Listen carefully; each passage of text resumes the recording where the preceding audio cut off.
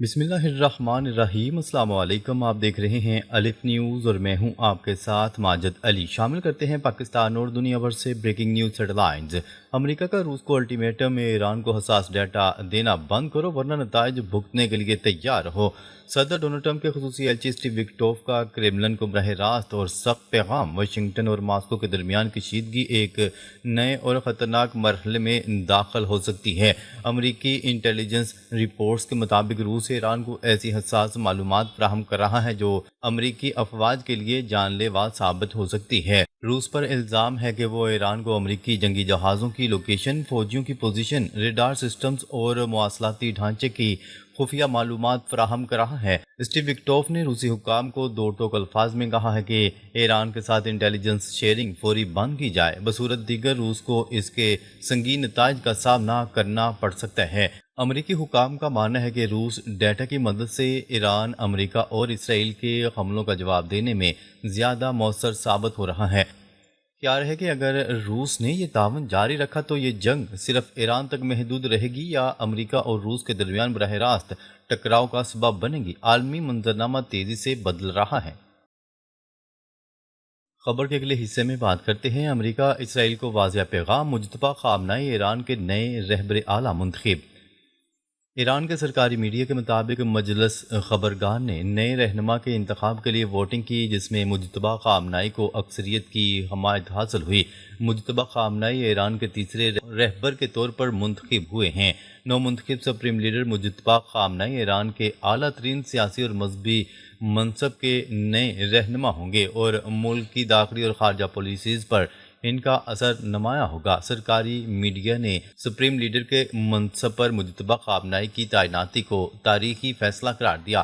ایران کی مجلس خبرگار نے قوم سے اتحاد برقرار رکھنے اور ایرانی عوام سے نئے سپریم لیڈر سے وفاداری کا عہد کرنے کی اپیل کرتے ہوئے کہا کہ موجودہ حالات میں قومی اتحاد اور یکجہتی ضروری ہے۔ رپورٹس کے مطابق مجتبی خامنہئی کئی دہائیوں سے سپریم لیڈر کے قریبی حلقے میں ایک بااثر شخصیت سمجھے جاتے رہے ہیں اور ان کے پاسداران انقلاب کے ساتھ بھی گہرے تعلقات بتائے جاتے ہیں۔ انہوں نے جانشینی کے معاملے پر بھی کھل کر بات نہیں کی۔ ایران کے صدر مسعود پزشکیان نے مجتبی خامنہئی کو نیا سپریم لیڈر منتخب کیے جانے کا خیر مقدم کرتے ہوئے کہا ہے کہ یہ تقرری ملک کے لیے عزت اور طاقت کے نئے دور کا آغاز ہے۔ ایرانی خبر رساں ادارے فارس نیوز ایجنسی کے مطابق صدر نے اپنے بیان میں کہا کہ یہ اہم فیصلہ اسلامی قوم کے اتحاد کے عزم کی عکاسی کرتا ہے، ایسا اتحاد جو مضبوط دیوار کی طرح ایران کو دشمنوں کی سازشوں کے مقابلے میں مزید مضبوط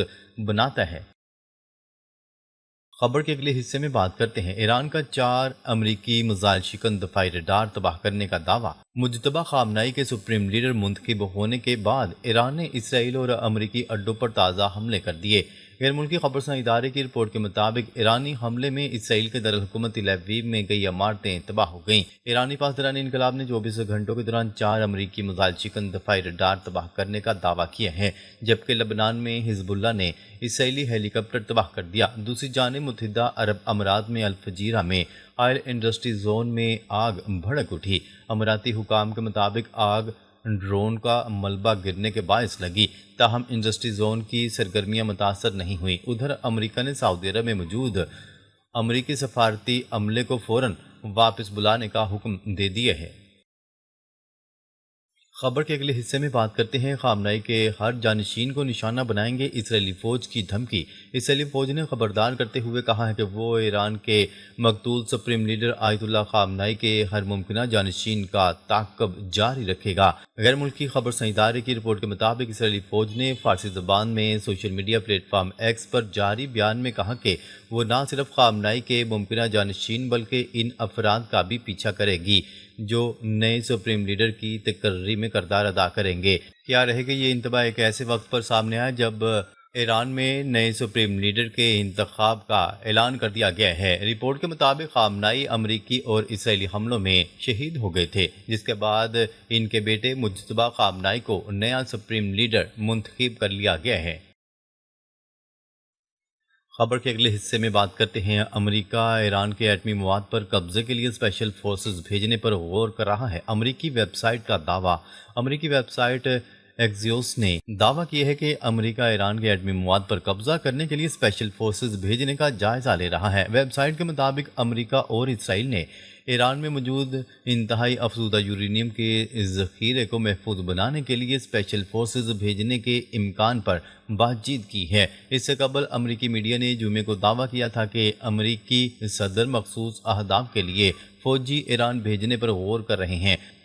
امریکی ویب سائٹ کے مطابق ڈونلڈ ٹرمپ کے اعلان کردہ جنگی مقاصد میں سے ایک یہ ہے کہ ایران کو کبھی بھی جوہری ہتھیار حاصل نہ کرنے دیا جائے۔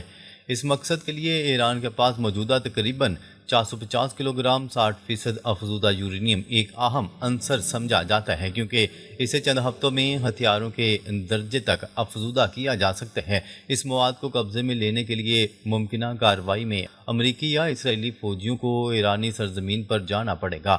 جنگ کے دوران مضبوط زیر زمین تنصیبات تک پہنچنا ہوگا۔ ابھی یہ واضح نہیں کہ یہ مشن امریکہ، اسرائیل یا دونوں کی مشترکہ کارروائی ہوگا۔ ذرائع کے مطابق یہ کارروائی اس وقت کی جا سکتی ہے جب امریکہ اور اسرائیل کو یقین ہو جائے گا کہ ایرانی فوج انہیں نقصان نہیں پہنچا سکتی۔ منگل کو کانگریس کو دی گئی بریفنگ میں امریکی وزیر خارجہ مارکو روبیو سے جب ایران کے افزودہ یورینیم کو محفوظ بنانے کے حوالے سے پوچھا گیا تو انہوں نے جواب دیا کہ اس کے لیے وہاں جا کر اسے حاصل کرنا پڑے گا، تاہم انہوں نے یہ واضح نہیں کیا کہ یہ کام کون کرے گا۔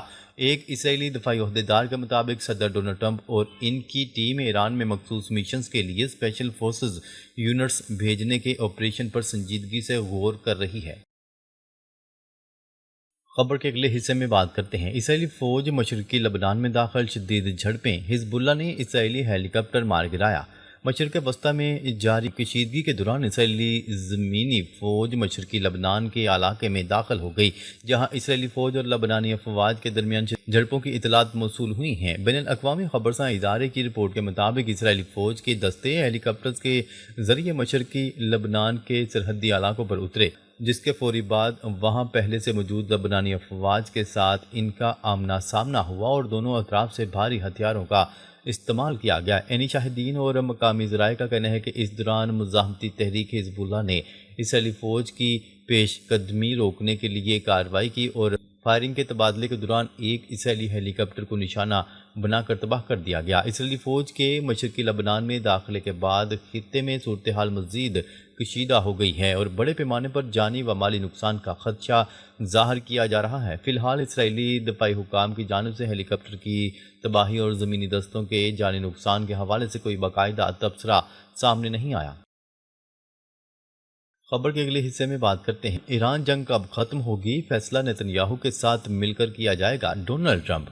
امریکی صدر ڈونلڈ ٹرمپ نے ایران جنگ ختم ہونے کے بارے میں بتا دیا۔ ڈونلڈ ٹرمپ نے کہا کہ ایران کے ساتھ جاری جنگ کے خاتمے کے حوالے سے فیصلہ اسرائیلی وزیر اعظم نتن یاہو کے ساتھ مشاورت کے بعد کیا جائے گا۔ اپنے بیان میں ڈونلڈ ٹرمپ کا کہنا تھا کہ نتن یاہو کو اس تنازع کے حل کے حوالے سے اپنی رائے دینے کا مکمل موقع دیا جائے گا۔ ان کے مطابق یہ معاملہ کسی حد تک مشترکہ نوعیت کا ہے اور اس حوالے سے مسلسل بات چیت جاری ہے۔ ڈونلڈ ٹرمپ نے مزید کہا کہ وہ مناسب وقت آنے پر حتمی فیصلہ کریں گے اور اس سلسلے میں تمام عوامل کو مد نظر رکھا جائے گا۔ دوسری جانب امریکہ نے اپنے شہریوں کو سعودی عرب فوری چھوڑنے کی بھی ہدایات جاری کر دی ہیں۔ امریکی سفارت خانے کا کہنا ہے کہ فی الحال سعودی عرب کی فلائٹس جاری ہیں، شہری اس موقع سے فائدہ اٹھا سکتے ہیں۔ خبر کے اگلے حصے میں بات کرتے ہیں۔ امریکی صدر کا اماراتی ہم منصب سے رابطہ، ایرانی حملوں پر تبادلہ خیال۔ سرکاری بیان کے مطابق گفتگو کے دوران دونوں رہنماؤں نے موجودہ صورتحال کے مختلف پہلوؤں پر تبادلہ خیال کیا اور اس بات پر زور دیا کہ خطے میں کشیدگی کو کم کرنے اور استحکام کو برقرار رکھنے کے لیے سفارتی رابطوں اور تعاون کو جاری رکھا جائے گا۔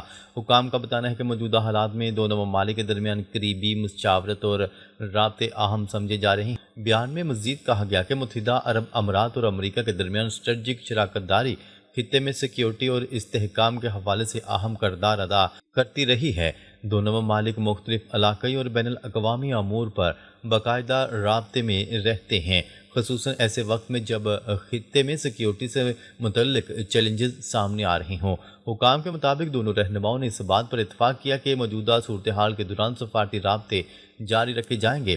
علاقائی استحکام اور سیکیورٹی کو یقینی بنانے کے لیے تعاون اور رابطوں کو مزید مضبوط بنایا جائے گا۔ ناظرین اب تک کے لیے اتنا ہی، مزید خبریں لے کر بہت جلد آپ کی خدمت میں حاضر ہوں گے، تب تک کے لیے اپنا خیال رکھیے گا۔ اللہ نگہبان۔